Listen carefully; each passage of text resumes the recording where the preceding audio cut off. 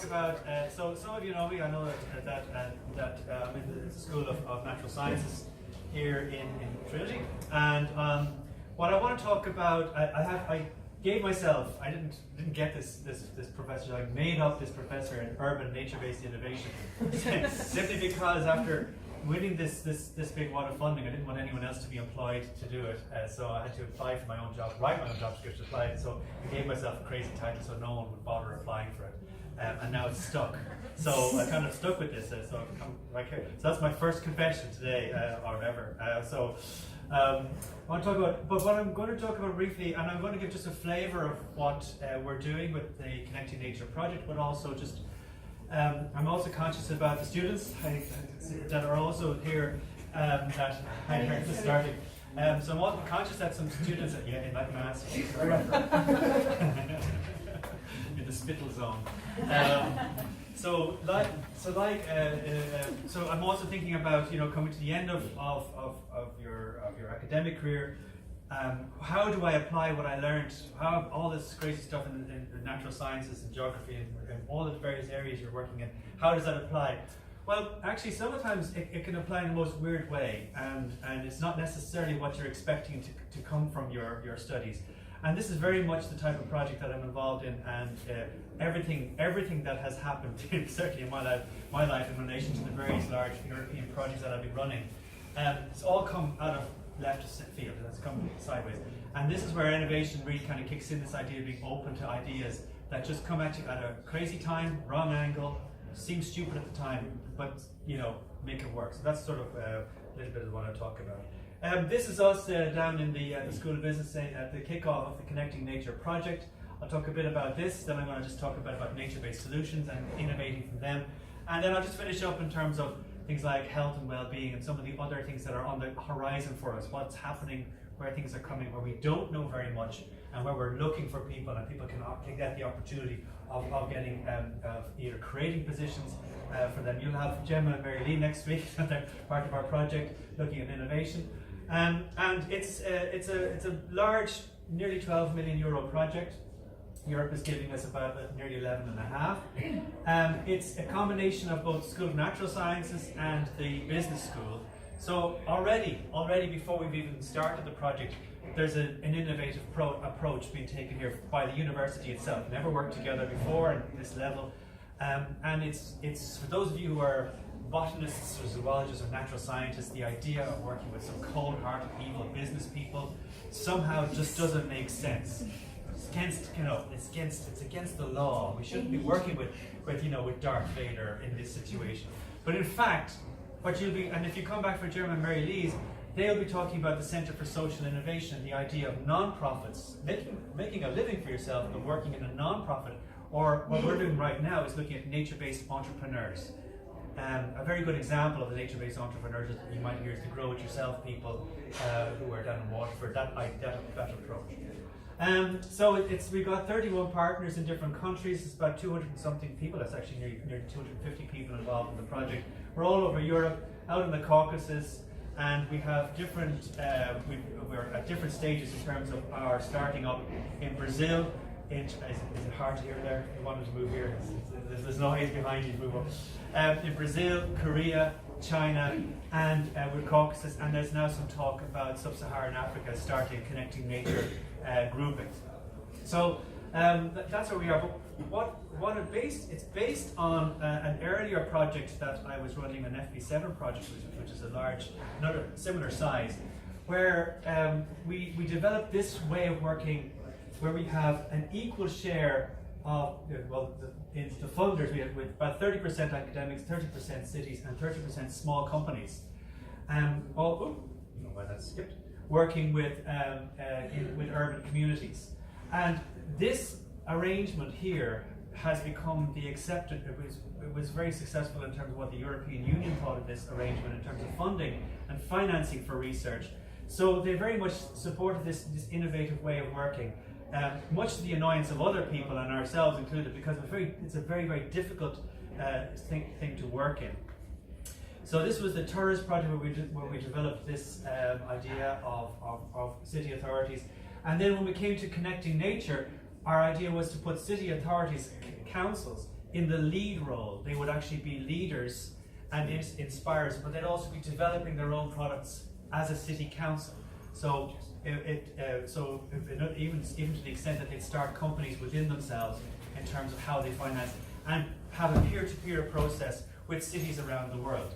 And we've now got a very, very large network of cities because we're one of 4 projects that are funded under this, under a call. And in fact, there's now there will be 13 nature-based solution projects. So Europe is investing 185 million into nature-based research, and we're one of them here, and we're part of a much bigger network, which will total maybe around 80 to 85 cities in the European area that are directly funded, and the reach obviously will be wider than that eventually. Just looking what are nature-based solutions, the European Commission defines it's not the best definition of those solutions that are inspired and supported by nature, which are cost-effective, and simultaneously provide environmental, social, economic, or co-benefits, is what is sometimes referred to, build resilience in cities focus. In my mind, nature-based innovating or nature-based solutions is looking and treating nature as a technology. So you're saying to yourself, we develop technological solutions for everything we do and every problem that we cause. In fact, we cause problems by creating technological solutions to other problems. But indeed, we're asking, where is the place of nature in that? How can nature be used as a form of technology on an equal footing with, say, the biomimicry, the ones and the very high performance stuff, the sustainable development machinery that they're using, different types of technologies. Can nature have its place there?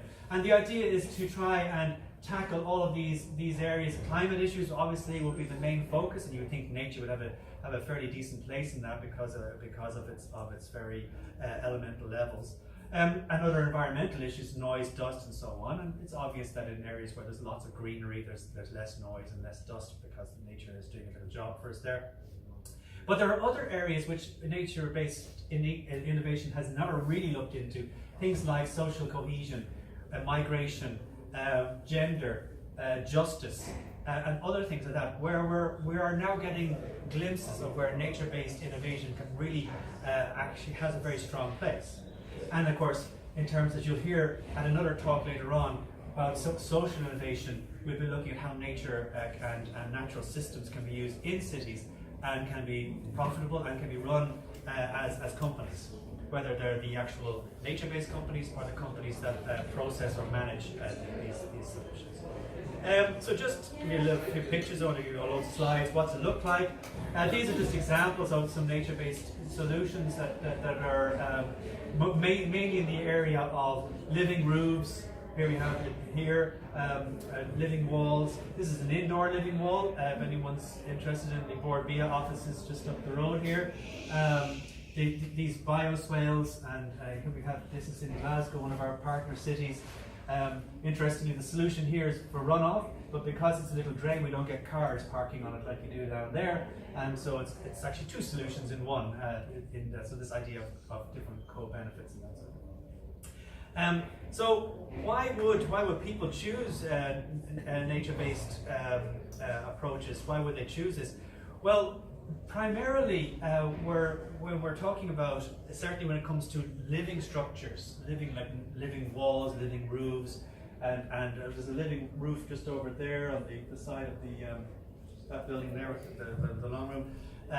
It's not a great one, but it's a little small living roof. Why would they choose this? Well, in general, the first area of innovation that comes about is the actual structure itself.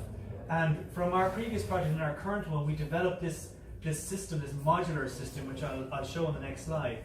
This system which can be used, and it was very innovative. It still is it won quite a few awards and is still winning awards. And there are other systems like the one they're about to put on the business school up the way there, where it's essentially like this little angular shell that'll all have plants on it right beside our botany building, which is hilarious. We've never consulted a botanist about what you can do. Like, why would you bother since you're just going to be overlooking anyway? And you've got a passive solar system there, then, but also you have, or you can have them growing physically in the structure itself. And so there's an innovation there for artists, designers, for planners, and also for the various people who are involved in making the city, what our cities look like. But the focus of nature-based solutions on buildings is very much owner-oriented or occupant-oriented. The idea is to benefit the people working there who own that in terms of the value of the building itself, but also the added value that it gives to the staff inside. And you'll see later on we have an early evidence that this is actually quite successful. And the other area of innovation, for those who are in the sort of the business approach, I shouldn't have joked about Darth Vader earlier on, but in the novel there's a huge amount of novel financing mechanisms that are being touted as potentially innovative in how we make our cities, how we make our buildings. Because of course this is expensive. Since it's not very common, obviously it's very expensive. And at one stage, precast concrete was probably very expensive, and now it's just done everywhere. So it's an emerging technology. And so what these buildings are doing, whether it's indoors or whether it's outdoors, is they have benefits to the various people. It's not just something that's done for aesthetic reasons, although in this situation what you have here, if that's the map of the world, by the way, that's Africa, that's Asia, this is America. But nature decided to go on a bit of a rampage there, and so it's all blurred a little bit, but there's poor old Australia and New Zealand. But obviously nature has a mind of its own. But it's in many ways it's done. It's sort of half aesthetic, and you can see in its design it is half aesthetic. But it really makes a big difference when you start interviewing people who are coming to work or using the building. You see people are more likely to be on time for work. Is one of the studies that's been done in the UK. Less likely to go too far to lunch. They seem to eat in the area. I don't know why. Little things like that. This is sort of slightly pseudoscience. It's not really hard and fast. But what it is doing is it's allowing us to start making a business case for nature-based solutions.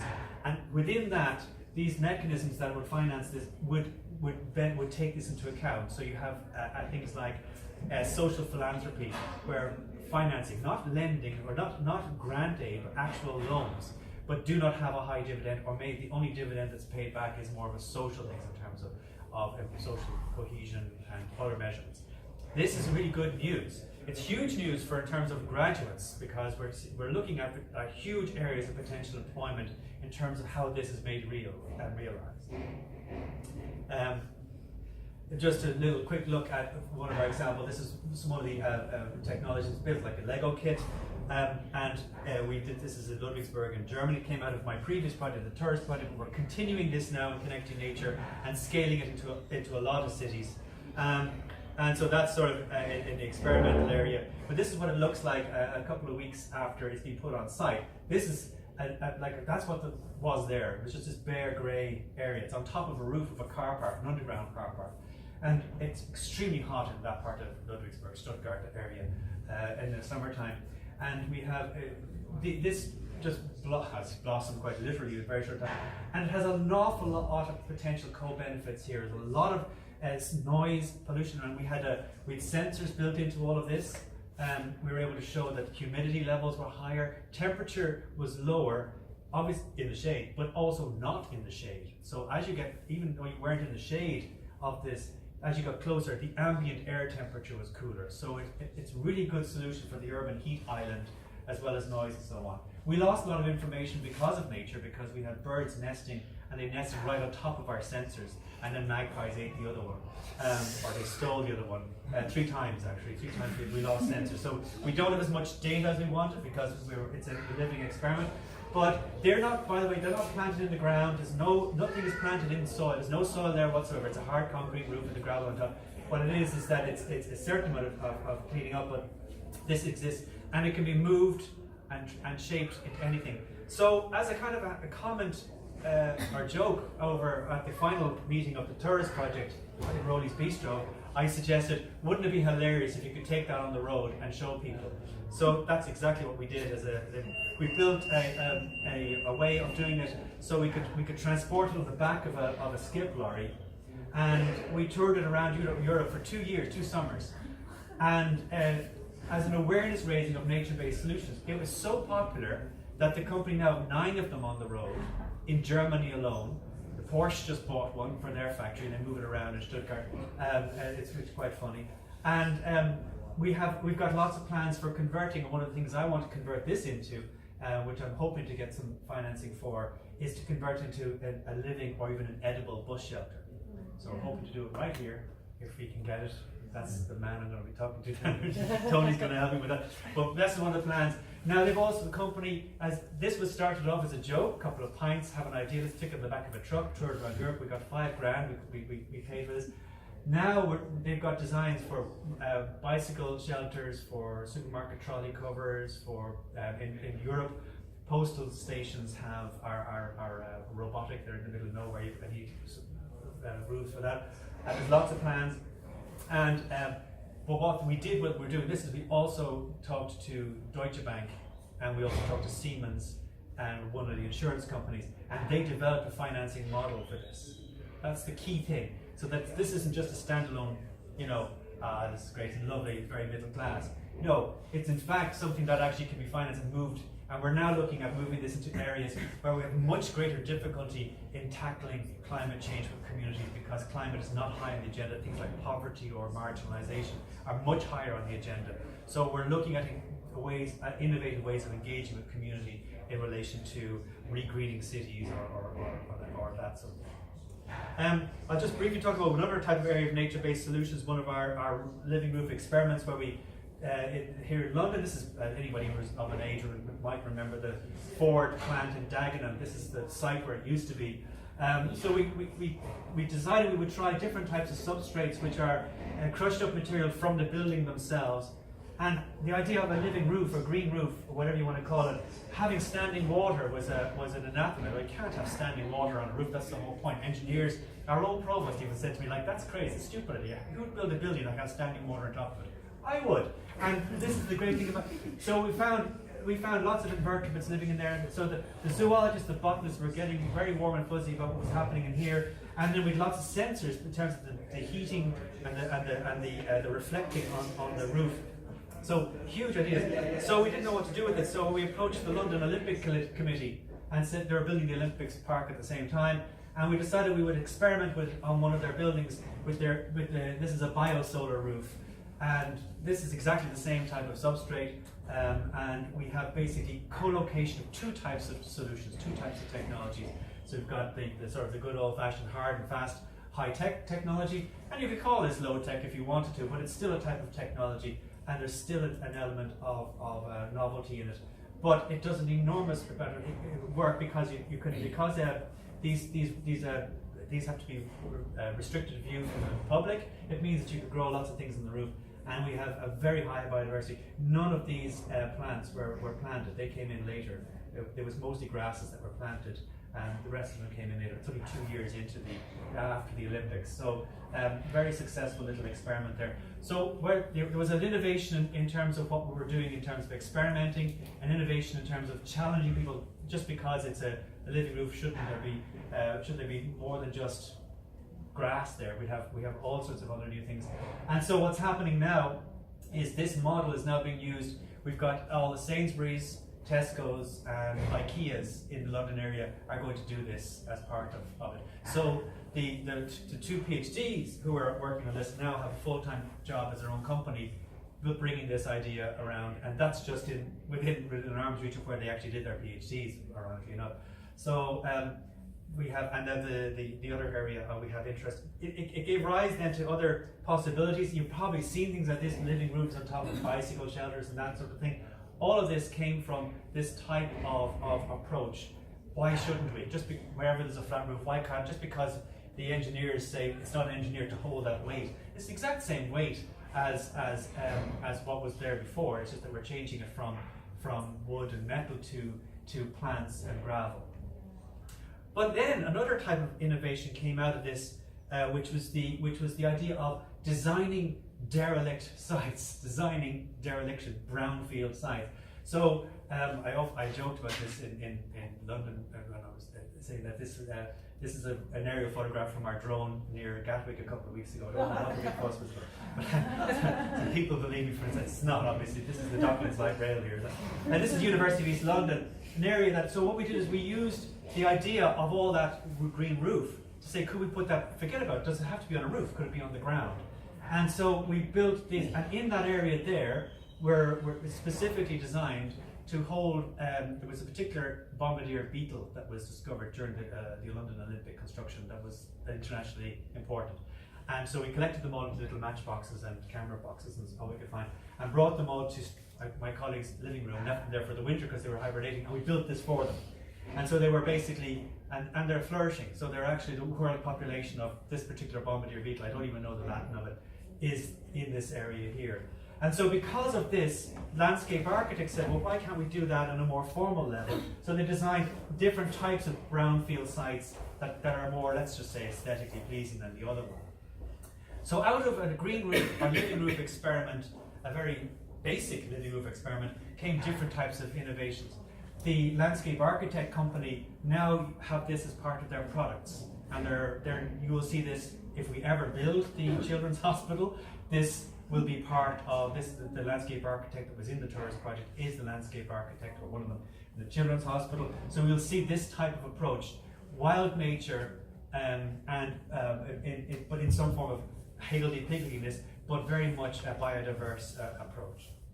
And then the final thing I just want to talk about is this whole area of the social side of nature-based solutions, the co-design process, where we did a lot of work working with communities. This is in the London Borough of Barking and Dagenham, which is an incredibly fast-changing, moving. You might see it in there was a Guardian piece there a couple of weeks ago on very fast. Population turnover is enormous. People are moving in and out, so huge and a very varied community.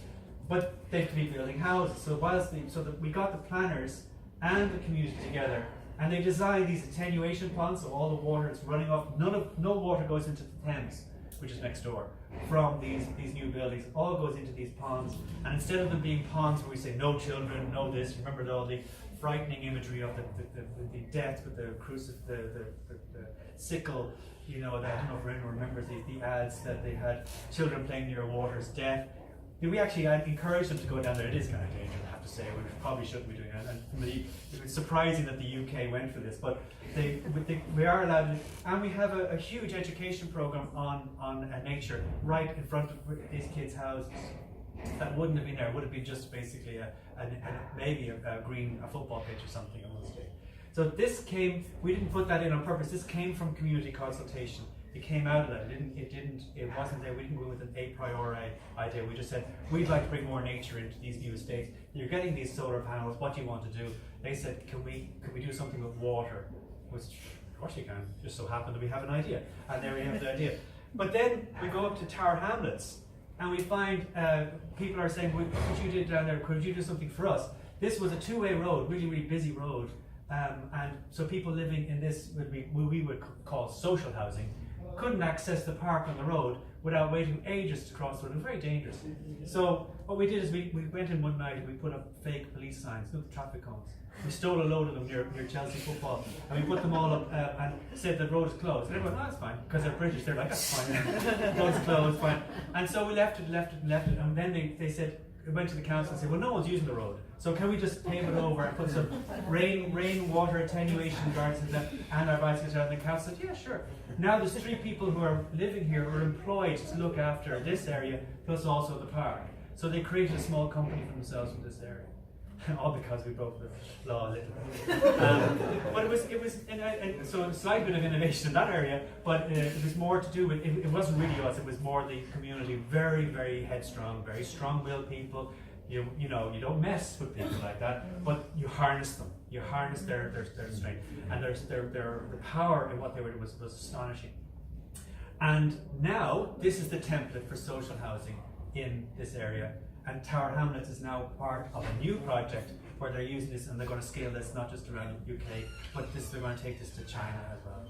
So just little small, out of nowhere came these ideas. But what you need to do with those ideas, you need to embrace them and say, I'm mad idea for you. And and I usually on a daily basis I have one of these. I have a strange little idea that we could do, and in the hands of the right people or with the right motivation. The great side is that triangle I showed, where you have the cities, academics, and SMEs. Having the cities as in part of your project and as part of your decision-making team allow you the latitude to say, to understand what difficulties they may have in doing this, instead of us going in with our thumbs in our waistcoats going, well, you should put a garden in there, we'll walk off and leave you guys to do it. No, it's much more involved, and the innovation for almost all of these isn't just the scientific side and the nature part, but it's also the process and how we engage with people, how we develop the co-benefits. And out of the tourist project, we developed 2 small companies. One, there's an app for them they're called Space Engagers, the idea of how you could map vacant spaces and find a usage for them. And the other is a company based in Brussels, where they assist in that co-creation process, that design, that idea of going in with groups of people with nothing, just a white sheet of paper, and saying, we're going to do something crazy here. And an example of that in Dublin here is Weaver Park. I don't know if anyone knows Weaver Park on Cork Street. We went in there with the tourist project. It was concrete, there was needles, there was a carcass of a dead animal, there was burnt out, everything. It was the most unwelcoming place. We went in there with the community, with the landscape architect I talked about earlier on, and the big boxes of chalk, and we got them to draw out what the park would look like.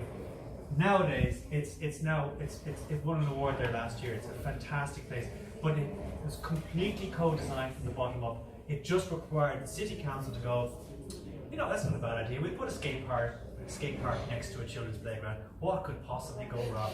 And of course, nothing has gone wrong yet, but it's been a very interesting process. That's really the only few ones we have in Ireland. We have a few other areas I talked about. Our building, I talked about there. This is a bioswale, which is this is near the canal there, near the Phoenix Park in Adamstown, one of the new developments. So if the canal overflows, it'll flow into this area. It's dry, and it'll all flow down it and be soaked down that way. It's not really well known. It's not, and all the water that's coming off the flat roofs there goes into here as well. So nothing really enters the municipal drains unless it's really necessary. What about I wonder if there's a nature-based solution anywhere nearby that could deal with the flooding here. I wonder. So, oftentimes we look at even around our own campus, and we see water piling up around the trees, around there, piling up around outside the zoology building, and you go, where could nature be put that would have? So this could become a rain garden with just simply making it porous along here, just by my eyes. I don't know. You have the technology knowledge that you probably, but just on a simple basis, you could probably do something like that, rather than having it pushed off or down into the drains along there. So oftentimes it's basically looking and saying, here's a crazy idea. No, I'm not going to say this to estates and facilities because they think I'm crazy. But anyway, we'll see how that goes. But the idea is that while you do that, there still needs to be people and expertise to manage and to design that. So around the idea, which is quite simple, there is the potential for gathering different types of innovative approaches, both in terms of the financing and then in terms of the actual physical doing. So in terms of landscape architects, oftentimes they're looking for different advantages over their competitors, and so if they can develop a new technology, it's always part of it. I'm going to just finish up here and just look at just some of the co-benefits that I mentioned earlier on. Just looking at, in terms of innovation, it's essentially joining the dots. And actually, we started a small social innovation company called Connecting the Dots. I don't know if you heard of it. They were behind the Playful City grouping here, another process-oriented group. But it's in terms of looking at things holistically, looking at the different opportunities, but also saying to yourself, with these new financing models that are out there, with a small amount of investment, I could probably start a small company in that area. It's looking at the overall aim from our regreening the city is to choose green over grey, because we know that green infrastructure appreciates over time. As it gets more mature, trees get older, it gets more mature. Whereas grey infrastructure tends to depreciate over time. It tends to require fixing, it tends to require replacement. So a living roof could last twice as long as a regular roof, but the benefits that come from that in terms of the co-benefits, in terms of, for example, if you use it as a location for staff lunches or for gardening or whatever, as you see in Belvedere College, you've got the rooftop gardening there. It appreciates it, and it also grabs much more attention and more people. So more people are involved rather than just a limited number. And we are now beginning to see some of the environmental benefits that nature-based solutions are in cities. We're starting to measure things like noise, things you would have thought intuitively. But intuitively is no good when you're going to the bank with an idea. You need to actually show the proof. You need to be able to prove that if you put this nature-based solution here, much better than putting a grey solution or a technological solution, you will abate rain or dust or noise, and you will do it in such a way that actually benefits the community around you. City makers are much more open to that now than they ever were before, because the city makers, well, those cities that have mayors definitely, ones like ours without mayors it's a bit more difficult, but city makers are more likely to want to have these co-benefits, simply because it addresses a multitude of problems, short, medium and long term, and therefore there's a better return on social investment as opposed to financial investment as well. And I'm just going to finish up just on some of the examples of getting some of that proof in. Just research out from Wageningen University, and there's other projects. Our own project is doing something like this, looking at indicators. How do we find indicators of success? We know that a living structure like our, actually an office full of plants will do it, but the ones that are done on the wall, which save space, like I showed you earlier on, we're starting to measure a lot more of value from them. We're looking, and I think this is where I think we should be investing in universities.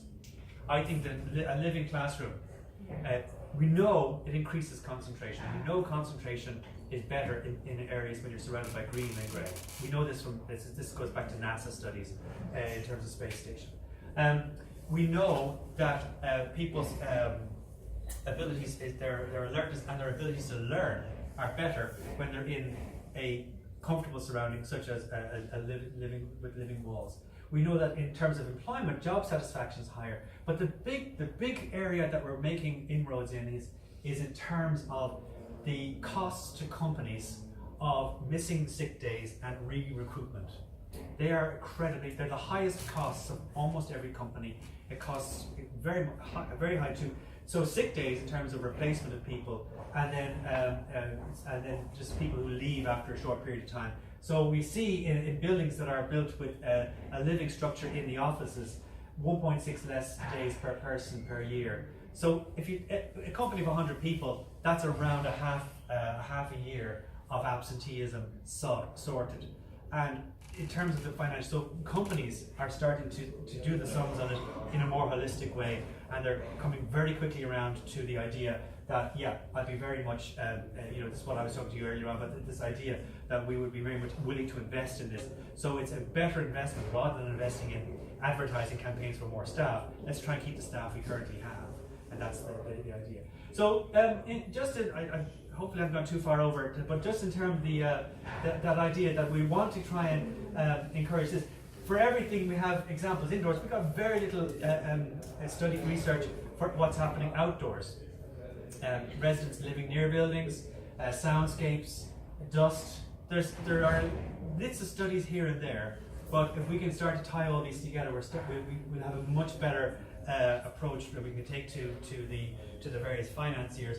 And then that gives us the opportunity to do two things: to innovate with these ideas, and then also to continue researching them, because then we can only make them better. So we get into the idea of not only just putting any old plant there, but we have to put specific plants that are very good at reducing carbon from the air, or reducing toxins, chemicals. Benzenes is a very good example, how our own ivy is very good at removing benzene from the air. So I'll leave it at that, and if there's any questions, I just want to say thank you for inviting me.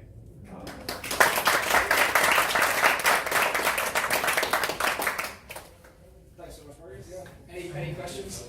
I have a few, but somebody else should start. Who maintains any of the structures that are put in urban areas? Who waters the plants and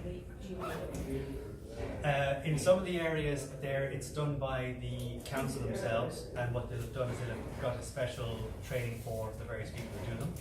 You might have seen ones which are very high. There are specialist land gardeners who come down the abseil down, and they've got special equipment for doing that. And in other cases, there's companies that set up. The company that provides the nurseries who build, like this is a company called Helix. They basically are a garden centre. They started off as a garden centre. So they then will say, well, not only will we put it there but they don't make money really putting the plants in there because there's not a lot in it, but they make the money on the maintenance. So a maintenance arrangement. So what we've done with Siemens and Deutsche Bank is we financed the maintenance company part of them. So they have, in the earlier pictures you would have seen Jonathan sitting there, him, PhD graduate, has now got his own company, 2 or 3 people working for them. And the more of these, not necessarily the mobile versions, but the static version, the more of these, the more they have the ability to do that. And then when you get competition, I suppose, then you get different styles. Yeah, I'm really interested in your co-design approach. It's something I use in my own research, so I'm interested to know, do you base it in a particular method or methodology, or is it that you use kind of a different intuitive approach depending on what communities you're working with, and then are describing that as co-design, or is it a mix?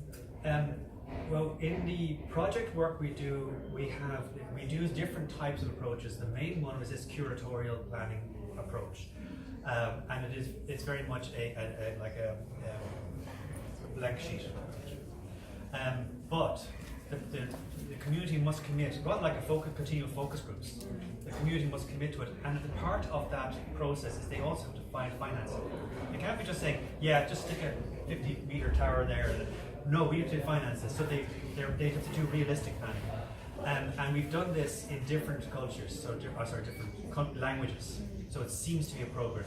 We're going to test it in China. We're testing it in Brazil, and I suspect it'll be different in that approach because in terms of how things are done in different countries are always going to be different. But essentially, it comes from a core with the same basic approach. And the reason why it's the same basic approach is it may not be very successful, but it means we can transfer it. So whilst you can't fly over to Brazil to do it, I can give it to a researcher who can then do the same process. So rather like a methodology you might do research with, you may be not able to physically do the research yourself, but you can teach someone to do that, and they'll do exactly the same process of that, but locally adapted in terms of language, because nature-based solutions is the worst thing to try and translate. The Russian translation of nature-based solutions is literally an hour and a half long. It's just so many words, it does not translate well. The Chinese got one character, brilliant, and others, it's just really, so we can't so translating is difficult, but if you just say nature's a technology, it's just bang, it's there nicely. So the curatorial process is based it's based on evidence we did in the previous project and other projects and other research programs, also based on good old-fashioned social science engagement. But we're taking that on a more active level and empowering people. So the co-creation process. There's a co-design process as well. There's other types of things, but the co-creation process, almost similar to citizen science. That idea is you train citizens or crowdsourcing of information. You show people what you want, and one go, oh yeah, I got that, I'll take it. And then once they get it, then it transfers. So is it primarily botanical? I mean, you say nature is not, but it seems, I'm looking at green plants all the time. So are there other biological dimensions to this? Ironically enough, the nature of nature-based solutions is the least studied. The least studied. We did something with green roofs, living roofs. So we don't know very much about what the most optimal plants are. That's the next stage. And there's a danger, or there's a threat here, because you could say to yourself, for example, rather than go out and collect plants and grow them on to do jobs for us, why don't we just modify plants? Modify them to do the job better. So we can genetically modify plants to be better at carbon sequestration, better at absorbing dust, better at noise, and we end up introducing a whole load of plants into the urban environment, which could then become either invasive, or they could have pathogens like allergens that are coming from them. So we actually know very little about it. We know that the roof people are the most advanced, and that's because there's lots of roof companies, and the companies are developing their own data. But we have no access to those data because they're corporate secrets, and we don't have it. So every time we go in, we're inventing it straight from the start. The living walls are a little bit better because we can actually go and take a sample and find out what they are. So we don't have, so the nature is slightly in the background at the moment. It started off in the foreground, now it's in the background. But there's moves afoot now to start moving things a little bit closer and start to look at what nature, what biodiversity, and what are we missing? And are we missing opportunities, for example, for rare or endangered species? So we're perhaps or insects. Well, the thing about it is, do you want insects in cities? Does anyone like that? People are probably delighted there's no insects in cities. Like, insects eat these things. So why do we want to bring insects in that eat our nature-based solutions? I mean, the management company would be delighted having to replace plants year in, year out. But like as a building owner, you think, you know, I could have had a bare-fronted building with nothing on it, and I wouldn't have insects eating it. So we have a difficult dialogue with the public in terms of bringing nature into cities. Are we bringing the right nature or the wrong nature, or is nature going to be something that actually works against the scaling out of great nature-based solutions? Because the more nature there is in cities, the more people are going, God, there's an awful lot of X, Y, or Z. You know, it's fine if they're butterflies, but if they're wasps or mosquitoes. So that's the thing about standing water. So in some countries, standing water is fine, but in other countries, mosquitoes or rats. Yeah, and in parts of Asia as well, more nature is coming into cities. The more their monkeys and other vectors are coming into cities, which the colonial era spent ages getting rid of. You know, getting the monkeys out of the cities. So so nature is our next both problem, but I think nature is also potential solution. So I think we can be more innovative with that. Yeah, this was lovely. And do you wish to promote this among current Trinity students? If so, how? Like collaborations with other societies? Or do you have a plan? Do I have a plan? Never. You guys work with me. I don't have a plan. I just make it up as I go along. And if I get money, I just go, well, what can we spend it on? So if I get money, we look for students to do things. There's certain things that students can become engaged in terms of, I was talking to you guys about this, that the areas, like we know, we talk about them, we don't have, for example, we don't have an inventory of what are. First of all, to have an inventory of nature-based solutions, we have to know what were the problems that were put there, that were there in the first place, that nature is solving. So it's not just simple as saying that's a nature-based solution. It would be different if that was built specifically to absorb runoff from the campus. Then it would be a nature-based solution. But right there, it's just a green area. It's not necessary. So we don't have a list. So we can get a list mapping of them. The other thing we look for students to help us with is the impacts. How can we measure the impacts? How do we measure the efficacy of nature-based solutions? This is our biggest thing. How effective are they? Is that better than having a big plug hole in the middle of the campus? Aesthetically, this wins hands down. But in terms of the financials, they want to know: do we drain the water off into the sea, or do we do what they did in Rotterdam, is to create a series of sunken playgrounds? And they're skate parks, you can play around in them and so on. But when it floods and there's nobody in it, it acts as a sink, and then it goes down into a drain. So it's the co-benefit of being that it's an urban resource, but it's also a solution to rain. So we don't have how effective they are. How effective is this at noise? So some people are putting sensors in there, but is there anything better than the human ear for noise? So what should we be doing? Engineering experiments and also social science experiments, because people, even though they might hear the same sound, one in a grey building and one in a green building, it just doesn't seem like an annoying sound in the green building. The alarm going off doesn't seem as annoying. Why? But there's the same level of decibels. We know that from so measuring of efficacy is one of the things I think there's a lot of students can do, both from a desktop point of view, but then also from an active research in terms of qualitative and quantitative research. Right. Side job. So that actually kind of leads really well into what my question was going to be. Here at Trinity, we have loads of people come in with like ideas, and a big part of what we try and do is help bring together teams to develop those ideas. So a common question is someone will come in, they have the next great app idea, but they don't have a developer. So we try and help them connect to a developer. Somebody comes in with the next great nature-based solution idea. Oh, send them my way. Send them to you. Yeah, Awesome. yeah. we'll do something. I'll find the money for it. We'll find something. Awesome. There are, and this is the difficulty that people have. There's a lot of small seed funding funds available, but there's no. When you want to move to the next stage, which is a longer investment, that's the desert. That's the difficulty for innovators. That middle bit. Because they're still running on the resources of their early enthusiasm, but they're also at the nervous stage of trying to grow. And so that's where I think being part of the Horizon 2020 as a group of projects, I can say, well, if I can't help you, the guys in Manchester, they're running a similar area in one of their front-runner cities, I'll find out who that is and we'll see if we can put the two of you together.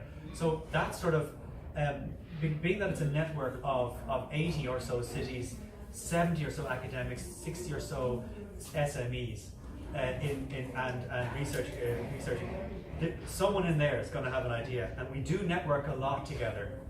Maybe not very effectively, as you might be hearing me say a lot, in clustering ideas, but we do try and get together a lot more. The financing guys are very good working together. The impacts guys just don't like working with each other, so the academics don't like it, but the businesses do. But sometimes it's a matter of saying, well, I can't help you, but I think I know someone who might be able to at least be able to answer that question for you. So yeah, definitely. Hope we can build some teams. Yeah. Just in terms of structural safety, we talked earlier about engineers saying that the weight might be an issue of having something like that. Is there any preventative measures for, say, like Japanese knotweed, which could get up into the buildings, which can crack concrete? Japanese knotweed gets into the building, and almost better to demolish the building. It'll happen anyway. It's a really hard thing to remove. So far, we've no evidence at the moment in the existing. And I've asked the green roof people, the companies, do they have any problem with invasives? If it's anything invasive will be a smaller weed like a dandelion, which is not really a threat to the building. We have nothing in relation to shrubs or larger plants that would possibly pose a threat, both either to the building or more likely to use the building as a jumping stone into the next habitat that might be nearby a park or riverside area. So, if anything, the main vectors of invasive species in urban areas are the parks and rivers themselves, through to the councils not having the correct management techniques or not having the finances, funding to do the management techniques. So this is a big area. I don't know if you've encountered this, Tony, but in terms of looking at this, it's a bit of a vexing area. So far, so good, knock wood, but there's a research study in that. We were talking yesterday about there's a research study in that if you are interested, in terms of modelling the potential for the greener the city, is it also the more potentially dangerous in terms of invasives? Good question. I hope. Two questions. One is, how long do you expect the living walls to last, and how long before they become carbon neutral? And the second question is, are you not concerned that like this technology can be used as like greenwashing for companies that like want to give like a green image, like you said, Porsche were interested, but I can't. Absolutely. Yeah. Absolutely. No, that's back. It's in our minds all the time, and we're very suspicious all the time, and naturally so, because it's the history of this with companies. Say the walls thing first. Living walls, depending on the substrate, can last 30 or 40 years. But what happens is, just like any gardening situation, the companies tend to redo things over just to make them better at doing. We have no measurements of their carbon sequestration. There is some evidence from, I don't know if you ever came across Bill Wolverton. He's a NASA scientist in the 1950s and 60s who built those chambers for experimenting for people's long-term stay in space. And so what would plants, wheat, remember they were growing wheat in space and all that type of thing. So he was the originator of that sort of thing. So some of their studies, we have small in-hand or in vitro or in greenhouse experiments. We have no outdoor, that I know of, long-term or even short, medium-term living experiments to measure this. That go to that. In terms of greenwashing, yes, it's always possible. But the thing about it is, when a company invests in something, it's much more different than just saying paying something that they can change. They can say, well, we invest in the football team, right? That's our way of corporate social responsibility, and we give something to the community. Next year we give it to the aquarium. Next year we go. No, when you invest in something, you're stuck with it. So it's a much more the decision-making process to invest in a nature-based solution is a lot more in depth. So that when they do invest, you're in for the longer run. So we don't think it is, but it's always part of our thinking. Awesome, guys. I'm gonna have to Are we running out of time? We're just running out of time. Oh, So yeah. keep your meeting on. So thank you so much. Thank you. Thank you for coming in.